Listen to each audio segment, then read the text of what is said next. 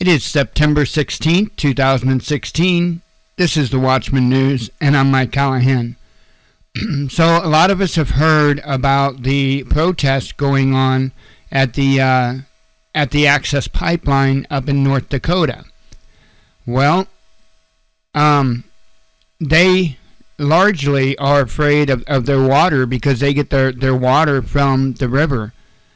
And they're extremely concerned about the safety of that water, among other things. We know that there's artifacts, there's burial grounds and all that, and it doesn't seem like these folks are heeding to that like they're supposed to. They're supposed to respect any type of burial grounds or where artifacts are found.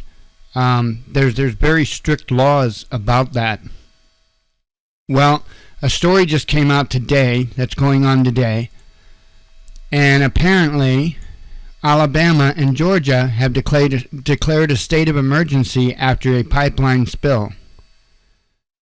There's an aerial photo of it. It reads as Governor Robert Bentley issued an executive order Thursday declaring a state of emergency in Alabama over concerns of fuel shortage in the wake of a gasoline pipeline spill that released about 250,000 gallons of gasoline south of Birmingham and shut down the major pipeline connecting refineries in Houston with the rest of the country. Georgia Governor Nathan Deal issued a similar executive order for his state on Tuesday. The pipeline operator, Colonial Pipeline, released the following information Thursday afternoon. Based on current projections and consultations with industry partners, parts of Georgia, Alabama, Tennessee, North Carolina, and South Carolina will be the first markets to be impacted by any potential disruption in supply. Colonial has briefed officials in these states and will continue to provide timely information to the public so that they can plan accordingly. The executive orders will allow fuel delivery truck drivers in each state to work longer shifts and exceed maximum hour limits established by the U.S. Department of Transportation in order to prevent gasoline outages. Now I'm going to put the link to this in the video description, but this is interesting, and I wanted to point this out. I got another thing I will point out as well, but this is interesting.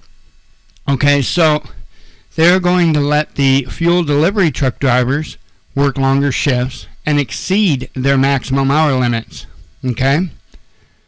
So this is where I don't understand why people can't grasp what would happen if we had some type of a major event in this country about not being able to get needed fuel or eventually power as well, because we got to create the power somehow.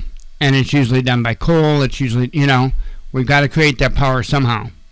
So even a gas line pipe or gasoline pipe breaking is going to cause all these kind of issues. So as preppers, if you are a prepper, you need to think about this. You need to think about how this one incident in this one place is causing this much of a disruption.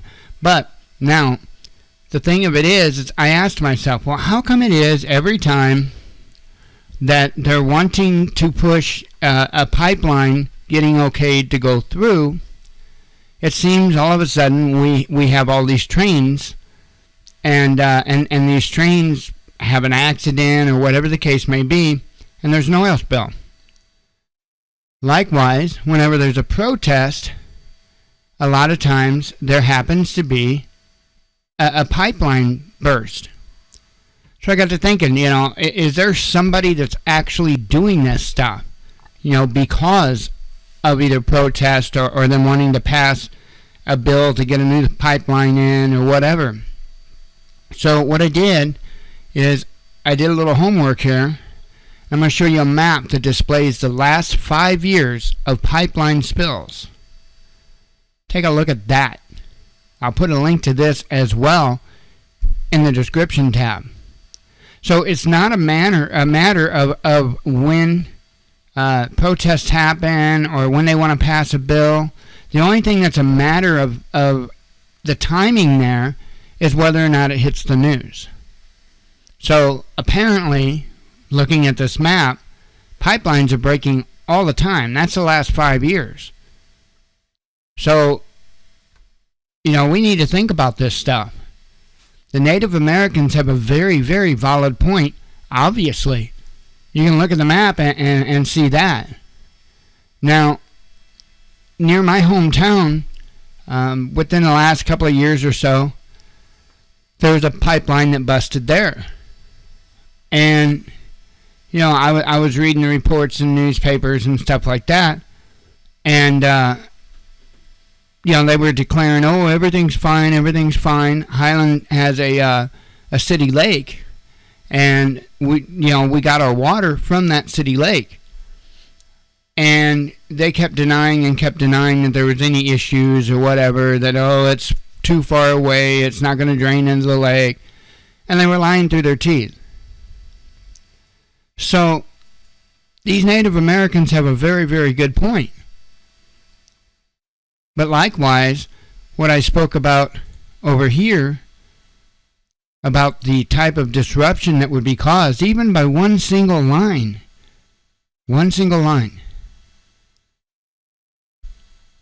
I would think it would be wise for us to come up with better methods and contingency plans